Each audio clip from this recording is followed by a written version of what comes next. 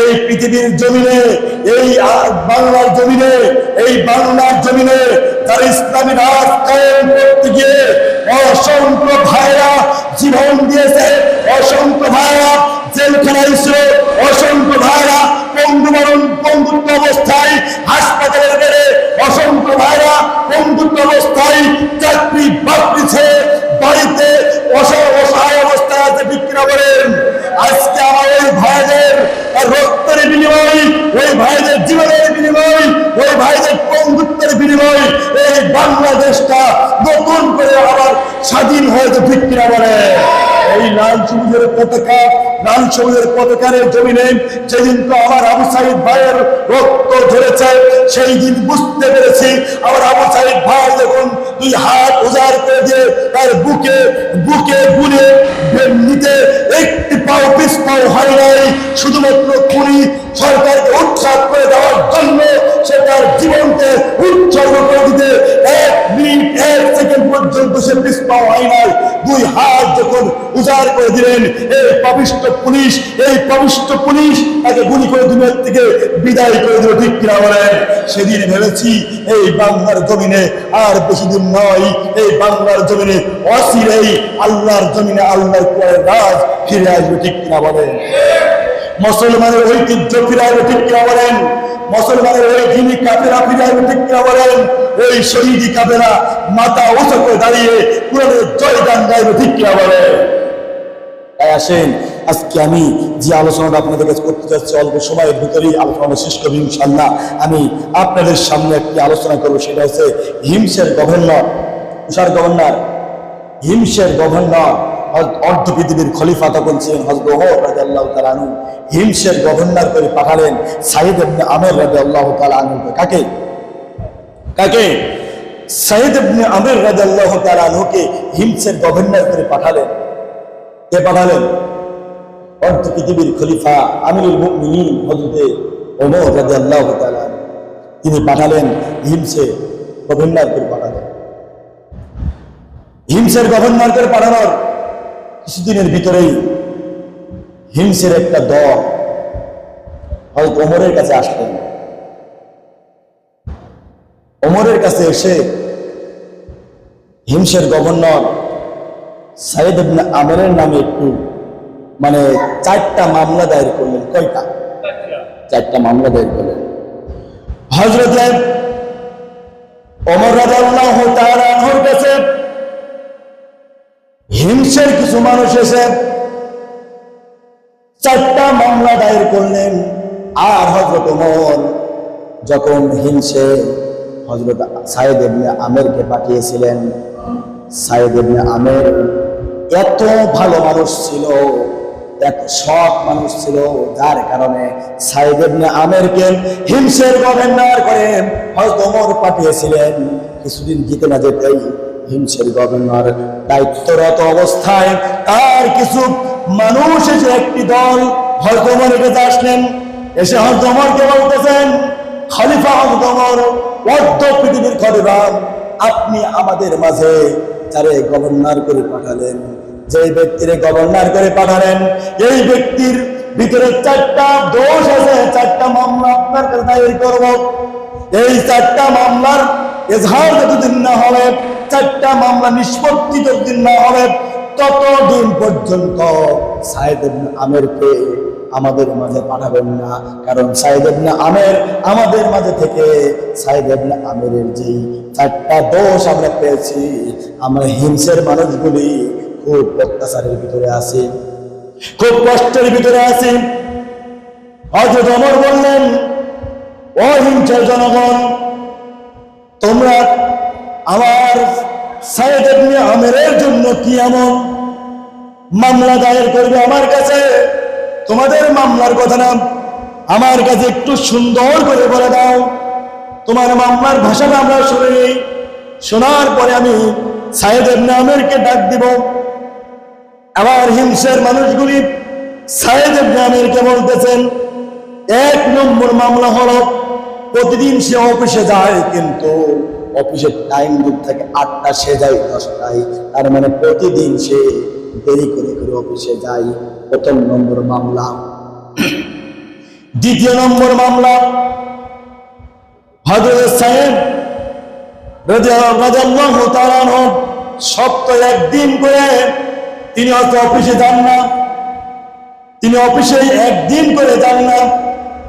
এবার 3 নম্বর যেই মামলাটা সেটা হলো সন্ধ্যায় যখন তিনি বাড়িতে ফিরতেন, সন্ধ্যায় বাড়িতে ফেরার সঙ্গে সঙ্গে তিনি তার দরজাটা লক করে দিতেন, দরজাটা বন্ধ করে দিতেন। এবার হিমসের মানুষ যদি কোনো বিপদে পড়ে সাইদ ইবনে আমরের কাছে আসতো এবং বলতো, ও সাইদ, তোমার দরজা লক করতে একটু দরজাটা খোলো। কোনোদিন সাইদ তার দরজাটা খোলে না, দরজাটা লক করে বসে থাকে। 4 নম্বর যেই মামলাটা হলো সেই মামলাটা মাঝে মাঝে তিনি যেই চেয়ারে বসে থাকতেন ওই চেয়ারে অজ্ঞান হয়ে পড়ে যেত, মনে হতো যে মির্গি লাগা রোগের মতো তিনি মাতাল হয়ে গেছে। মির্গি লাগা রোগ দেখছেন নাকি আপনারা? হ্যাঁ, মির্গি লাগা রোগ হঠাৎ ভালো আছে, পড়ে যায় আকাটা হয়ে যায়, মুখ দিয়ে নাক দিয়ে বিজলি বাড়ি হয়, ঠিক কিনা বলেন? সাইদ ইবনে আমর এই চেয়ারে বসে থাকতেন, হঠাৎ করে তিনি ওই চেয়ার থেকে বেহুশ হয়ে পড়ে যেত, মির্গি লাগা রোগের মতো পড়ে যেত। এই 4টা মামলা হযরত সাইদ ইবনে আমরের নামে নিয়ে আসলেন।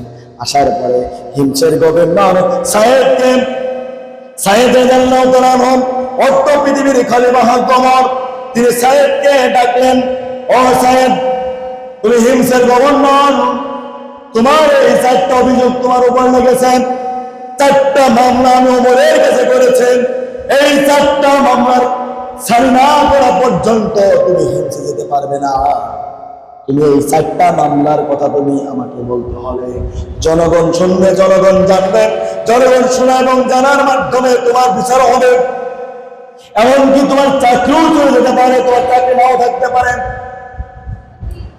এবার হযরত ওমর ডাকলেন, ডাকার পরে জিজ্ঞাসা করলেন, ও সাইদ ইবনে আমর, যেই 4টা মামলার কথা তোমার এই হিমসের জনগণ জিজ্ঞাসা করেছে, আমার কাছে নালিশ করেছে, 1 নম্বর হলো তুমি অফিসে দেরি করে যাও, 2 নম্বর হলো সপ্তাহে একদিন করে তুমি কামাই করো, অফিস বন্ধ রাখো, 3 নম্বর হলো তুমি যখন ঘরে যাও ঘরে লক করে দাও, 4 হলো তুমি মাঝে মাঝে চেয়ারে বসে থেকে বেহুশ হয়ে পড়ে যাও। এই 4টা মামলার কথা তোমার জন্য এসেছেন, এটা কি বাস্তব না বাস্তব? সাইদ বললেন, আমিরুল মুমিনিন খলিফা হযরত ওমর, যে 4টা মামলা আমার বিপক্ষে দায়ের করা হয়েছে, এই 4টা মামলার একটু মিথ্যা নয়, 4টা মামলাই বাস্তব। এই বাস্তব 4টা মামলা নিয়ে আমি আছি, 4টা মামলার মিথ্যা একটাও নয়। সুবহানাল্লাহ। এবার খলিফা হযরত ওমর বললেন, সাইদ, তাহলে বা তুমি তোমার 4টা যে মামলা তোমার নামে দায়ের করা হয়েছে, এই 4টা মামলার যতক্ষণ পর্যন্ত সানি করে নেওয়া হবে, এই 4টা মামলার যতক্ষণ পর্যন্ত তোমার শেষ না হবে ততক্ষণ পর্যন্ত তুমি ওই হিমসে যেতে পারবে না। সাইদ বললেন, খলিফা হযরত ওমর যখন 4টা মামলা আমার নামে দায়ের করেছে, আমি ওই হিমসে যেতে চাই না, হিমসের গভর্নর হতে চাই না, কিন্তু 4টা মামলার বিষয় আমাকে দিতে বলা হয়েছে, আমি 4টা মামলার বিষয় আপনার সামনে খুলে বলবো, আপনি শুনবেন। এবং শুধু আপনি নয়, যেই জনগণ আপনার মামলা করেছেন ওই জনগণ আপনার সামনে শুনবেন, আমি নিজে বলবো এবং আপনি শুনবেন, আপনার জনগণ শুনবেন। প্রথম 1 নম্বর যে মামলাটা করা হয়েছে, ওই মামলাটা যখন করলেন সাইয়েদ রাদিয়াল্লাহু তাআলা আনহু, তিনি ওই মামলার প্রথম মামলাটা তার নামে করা হয়েছিল, সে অফিসে যায় দেরি করে। এই অফিসে দেরি করে যাওয়ার কারণে ওই অফিসের মানুষগুলি অফিসকে বেড়ে যায়, তাদের কাজকর্মের দিকে তারা কাজকর্মের যেই কাজটা তার তখন ছিল সেটা নিয়মিত করতে পারেন নাই, কারণ গভর্নর যতক্ষণ পর্যন্ত আমাদেরকে না বলবে ততক্ষণ আমরা করতে পারছি না ওই কাজটা। এবার সাইদ বললেন, আমিরুল মুমিনিন, আপনি জানেন আমার সম্পদের কোনো ঘাটতি নাই, অটল সম্পদ আমার আল্লাহ আমাকে দিয়েছে, অনেক গাড়ি অনেক বাড়ি আমাকে দিয়েছে, অনেক সম্পদ আমাকে দিয়েছে, কিন্তু বাস্তবতা হলো এই, আমার বাড়িতে কোনো কাজের বুয়া রাখি নাই, কাজের মেয়ে রাখি নাই, আমার কাজে একটু হেল্প করবে এমন কোনো মেয়ে নাই, কোনো মানুষ নাই। আমি আমার স্ত্রী, আমার সন্তানাদি আছে, আমার স্ত্রী আমার জন্য যদি খাবার তৈরি করতে চাই, আমার জন্য যদি গোছগাছ করতে চাই, আমার সন্তানগুলি কষ্ট পায়। অতএব আমি যখন আমার সন্তানের কষ্ট দেখি সহ্য করতে পারি না, তার মানে হলো যখন কষ্ট হয় তখন আমি আমার স্ত্রীকে বলে, তুমি সন্তানটা নিয়ে বসে থাকো, আমি একটু রুটি বানাই, তুমি সন্তানটা নিয়ে বসে থাকো, আমি একটু থাল বাসনগুলি ধোই, অথবা আমি সন্তানটা নিয়ে বসে থাকি, তুমি একটু খাবার তৈরি করো, থাল বাসনগুলি ধুয়ে দাও। এমন করে ভাগযোগ করে কাজ করতে গিয়া আমার অফিসে আসতে দেরি হয়ে যায়। আমি যদি আমার এটা দোষী হয়ে থাকি তাহলে পরে আপনি আমার শাস্তি দেন। আমিরুল মুমিনিন বলেন, আমি যদি দোষী হয়ে থাকি আমার তুমি শাস্তি দেন। 1 নম্বর। 2 নম্বর যে পয়েন্টটা হলো, সপ্তাহে 1 দিন করে তিনি অফিসে যেত না, 1 দিন করে অফিস বন্ধ রাখত। এবার আমিরুল মুমিনিন জিজ্ঞাসা করলেন, ও সাইয়েদ ইবনে আমের, তুমি 1 দিন করে অফিস কেন বন্ধ রাখো? এর উত্তরটা তোমার দিতে হবে। সাইয়েদ রাদিয়াল্লাহু তাআলা বললেন, খলিফাতুল মুসলিমিন হযরত ওমর এবং আমার হিমসের যে সকল মানুষ আমার নামে মিথ্যা, আমার নামে সত্য মামলা নিয়ে এসেছে, আমি তাদেরকেও জানিয়ে দিতে চাই, আমার গায়ে যে পোশাকটা দেখতেছেন একটি মাত্র, আমি গভর্নর একটি মাত্র পোশাক, আমার দ্বিতীয় কোনো পোশাক নাই, আমার দ্বিতীয় কোনো জামা নাই। আমি শুক্রবারের দিন, জুম্মার দিন আমি অফিস আদালত করি না একটা কারণে, আমি 1 সপ্তাহ ধরে এই জামাটা গায়ে দিয়ে আমি অফিস আদালত করি, একটা জামা নিয়ে আমি অফিসে যাই। আমি এই শুক্রবারের সকালে জামাটা আমি একটু কেচে দিই, ধুয়ে দিই, দিয়ে জামাটা শুকিয়ে গেলে আমি এই জামাটা সুন্দর করে নিয়ে আমি শুক্রবারের জুম্মার নামাজের জন্য আমি মসজিদে যাই। আল্লাহর নবীর ওই হাদিসটা তখন বললেন যে আল্লাহর নবী বলেছেন, সবচেয়ে সুন্দর জামা গায়ে দিয়ে, সুন্দর পরিবেশ দিয়ে তুমি জুম্মার দিনে নামাজ পড়তে যাও, ঠিক কিনা বলেন? আমি তো ওই পরিবেশটা নেওয়ার জন্য আমি এই জামাটা কেচে দিই, ধুয়ে দিই, জামার ময়লাটা যেন না থাকে, এই জামাটা সুন্দর করে নিয়া আমি বিশ্বনবীর হাদিসটা মেনে নিয়া আমি নামাজের জন্য যাই। ও খলিফাতুল মুসলিমিন, আমার 2 নম্বর দোষ হলো, এর কারণে আমি 2 নম্বর যে দোষটা। এবার 3 নম্বর যে দোষটা হলো সেটা কি বলেন তো?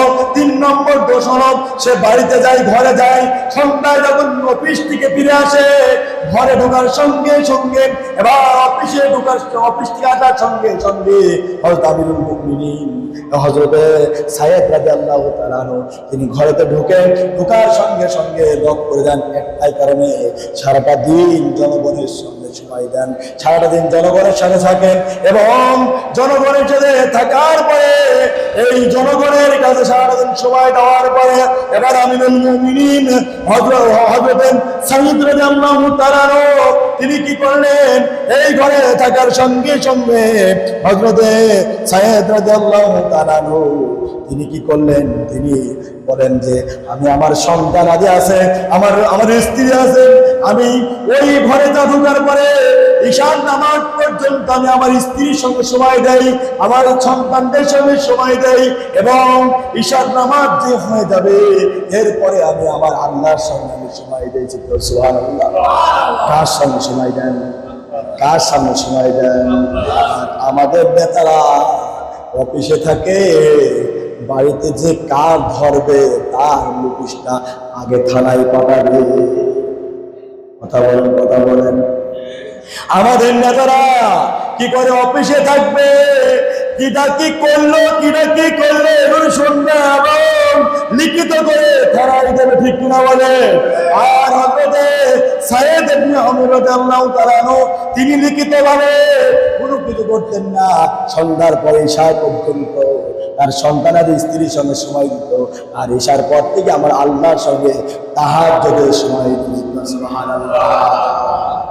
এরপরে 4 নম্বর যেটা একেবারে সংক্ষিপ্ত শেষ কথা হলো, 4 নম্বর যে গুণটা হলো, এই 4 নম্বর গুণটা তিনি মাঝে মাঝে চেয়ারে বসে থেকে অজ্ঞান হয়ে পড়ে যেত, মাঝে মাঝে চেয়ারে বসে থেকে তিনি মির্গিনাগা রোগের মতন হয়ে যেত। ঠিক কিনা বলেন? ঠিক কিনা বলেন? এই মির্গিনাগা রোগের মতো হয়ে যেত। তখন সাহেবকে জিজ্ঞাসা করে, সাহেব সব জানলাম বুঝলাম, কিন্তু তুমি কেন মির্গিনাগা রোগের মতো চেয়ারে বসে থেকে অজ্ঞান হয়ে যেতে, এই কথা তো বুঝলাম না। এবার সাহেব যখন এই কথাটা বর্ণনা দিতে শুরু করলেন, বর্ণনা দিতে গিয়ে হযরত ওমর তার চোখের পানি ফেলতে লেগে দিলেন। এবার হযরত সাইয়েদ ইবনে আমর বললেন, খলিফাতুল মুসলিমিন হযরত ওমর 4 নম্বর বিষয়টা হলো, যখন খুবাইব রাদিয়াল্লাহু তাআলা আনহুকে যখন ওই মক্কার জেলখানার ভিতরে আবু জাহেল সরকার যখন ঢুকিয়েছিল, ওই মক্কার জেলখানার ভিতরে খুবাইব যখন ছিল, তখন আমি ছিলাম অত বেধর্মী, আমি ছিলাম কাফের, তখন মুসলমান ছিলাম না। তখন কি ছিল না? মুসলমান ছিল না, কাফের ছিল। এবার খুবাইব রাদিয়াল্লাহু তাআলা আনহুর উপরে যে নির্যাতন চালানো হয়েছিল, যে নির্যাতন তার উপরে দেওয়া হয়েছিল, ওই নির্যাতনটা সাইয়েদ ইবনে আমর সব দেখেছেন। এমনকি খুবাইবকে বলেছেন, বিশ্বনবীর দরবার ছেড়ে দাও, বিশ্বনবীর কাছে চলে আসো, সাইয়েদ তোমাকে জামাই আদরে রাখবো, গাড়ি দেবো, বাড়ি দেবো, সব কিছু দেবো, তারপরেও তুমি বিশ্বনবীকে রাখতে পারবে না। সাইয়েদ যেদিন বলেছিল, গাড়ি চাই না, বাড়ি চাই না, অট্টালিকা চাই না, সম্মান চাই না, আমি আল্লাহর নবীর কদম ধরেছি, আল্লাহর নবীর কদম ছাড়তে চাই না। ঠিক কিনা বলে? আল্লাহ সাইদিকে বলা হয়েছিল, ও সাইদি তুমি যদি আজকে ওখান থেকে সরে আসো, তাহলে পারে ওই জামাত ইসলাম থেকে সরে আসতে পারে, তোমাকে গাড়ি দেবো, বাড়ি দেবো, নারী দেবো, তোমাকে অট্টালিকা দেবো। সেদিন সাইদি বলেছিল, আমি গাড়ি চাই না, বাড়ি চাই না, অট্টালিকার বাড়ি হতে চাই না, আমি মন্ত্রী হতে চাই না, এমপি হতে চাই না, আমি কোরআন যে রাষ্ট্র আছে, কোরআনের রাষ্ট্রের জন্য আমি কোরআনের রাষ্ট্র প্রতিষ্ঠিত করার আন্দোলন করতে চাই। ঠিক কিনা বলেন? এই জালিম খুনি তাকে চিনল না। ঠিক কিনা বলেন? জালিম খুনি তাকে চিনল না। খুবাইব রাদিয়াল্লাহু তাআলার বিষয় একই রকম। হযরত খুবাইব তার যখন বিশ্বনবী দরবার ছাড়তে বললেন, এমন সময় খুবাইব রাদিয়াল্লাহু তাআলা আনহু তিনি ওই সময় ওই মুহূর্তে বললেন, আমি বিশ্বনবী দরবার ছাড়তে পারবো না। তখন তার খাদ্য বন্ধ করে দেওয়া হলো। সংক্ষিপ্তভাবে বলছি, যেহেতু অনেক রাত হয়ে গেছে, একেবারে সংক্ষিপ্তভাবে শেষ করব। তার খাদ্যটা বন্ধ করে দেওয়া হলো। কি বন্ধ করে দেওয়া হলো? কি বন্ধ করে দেওয়া হলো? খাদ্য বন্ধ করে দেওয়া হলো। 1 দিন, 2 দিন, 3 দিন, 4 দিন এইভাবে করে খাদ্য বন্ধ করে দেওয়া হলো। এখানে সাইয়েদ ইবনে আমর রাদিয়াল্লাহু তাআলা সব দেখতেছেন, তার খাদ্য বন্ধ করে দেওয়া হয়েছে। সে তাহাজ্জুদের বিছানায় যখন বসে, তার সামনে যেন কে আঙ্গুর ফল নিয়ে তার বিছানার সামনে এসে বসে বসে হযরত সাইয়েদ ইবনে আমর দেখতেছে যে খুবাইব রাদিয়াল্লাহু তাআলা আনহুকে খাওয়াইতেছে। সুবহানাল্লাহ। 1 দিন নয়, 2 দিন নয়, 2টা মাস পার হয়ে গেল। 2টা মাস খাদ্য বন্ধ করে দেওয়া হলো। এবার ওই আবু জাহেল বলতেছেন, খুবাইবকে তো খাদ্য 2 বার বন্ধ করে দেওয়া হলো, তারপর তো খুবাইব একটু ক্ষান্ত হলো না, একটু ভয় পেল না, একটু তো নার্ভাস মানলো না। বিষয়টা কি? বিষয়টা কি? বিষয়টা কি? এইভাবে করে মানে তার বিস্তারিত জানতে চাইলো। হঠাৎ করে খুবাইব আর ওই রাতের গভীরে যখন এই আঙ্গুর ফলটা তার গালের মধ্যে তার হাতে তুলে দেওয়া হচ্ছে, আঙ্গুর ফল খেতেছে, ওই গুন্ডার পাড়েরা দিকে ফেলেছে যে আঙ্গুর ফল খাইতেছে। এবার ওই গুন্ডার পাড়েরা দেখলো, এর তো আঙ্গুর ফল দেওয়ার তো মানুষ আছে, খাওয়ানোর তো মানুষ আছে, তাহলে ভারতে এর তো আর রাখা যাবে না। খুবাইব বললেন, আমাকে রাখার দরকার নাই, তোমরা যা ইচ্ছা তাই করো, কিন্তু আমি আল্লাহর রাসূলের দরবার থেকে সরতে রাজি নই। সুবহানাল্লাহ। এবার খুবাইবকে মৃত্যুদণ্ড দেওয়া কথাবার্তা শুরু হয়ে গেল। একেবারে সংক্ষিপ্ত, এর ভিতরে অনেক আলোচনা আছে, আমি সংক্ষিপ্ত করলাম। এবার খুবাইব রাদিয়াল্লাহু তাআলা আনহুকে মৃত্যুদণ্ড দেওয়ার জন্য পায়তারা শুরু হয়ে গেল। এমনকি বললেন, এই খুবাইবকে খাদ্য বন্ধ করে রাখা যাবে না, এবার কি করতে হবে? ফাঁসি দিতে হবে, ফাঁসি দিতে হবে। আরে কাদের মোল্লাকে যখন ফাঁসি দেন, আমরা ডক্টর শফিকুল ইসলাম মাসুদ ভাই বলতেছেন, অনেকে চেনেন না, ডক্টর শফিকুল ইসলাম মাসুদ। সে ভাই বলতেছেন, যখন কাদের মোল্লার ফাঁসি দেবেন, কাদের মোল্লার ফাঁসির সময়, কাদের মোল্লার ফাঁসির সময় জল্লাদ বলতে চলেন ফাঁসি দিতে হবে। যারা পুলিশের দায়িত্বরত ছিলেন, কারা কর্তৃপক্ষ, তারা বলতে চলেন ফাঁসি দিতে হবে। আরে ভেটে মানুষ ছিল, ছোট্ট মানুষ ছিল, ওরে জোরে জোরে হাঁটতে হাঁটতে ফাঁসির মঞ্চ দিকে যাইতেছে। হযরত ফাঁসির মঞ্চ যখন যাচ্ছেন, ডক্টর শফিকুল ইসলাম মাসুদ ভাই বললেন, আমি ওই আব্দুল কাদের মোল্লা ভাইকে ডাকতেছি, ভাই আসসালামু আলাইকুম, একটু শোনেন। আব্দুল কাদের মোল্লা বলল, ওয়ালাইকুম আসসালাম। পেছনের দিকে দাঁড়ানোর সময় নেই, কথা বলার সময় নেই, যদি 1 মিনিট সময় পেছনের দিকে দিয়ে দেই তাহলে পারো আল্লাহর জান্নাত 1 মিনিট পরে পাবো আমি। সুবহানাল্লাহ বলবেন না? আল্লাহর জান্নাত 1 মিনিট পরে পাবো আমি, কারণ আল্লাহর জান্নাতের সুগ্রাণ আমার নাকের মধ্যে আসতেছে। যত দ্রুত ফাঁসি দেবে তত দ্রুত আমি আল্লাহর জান্নাতে পৌঁছে যাবো।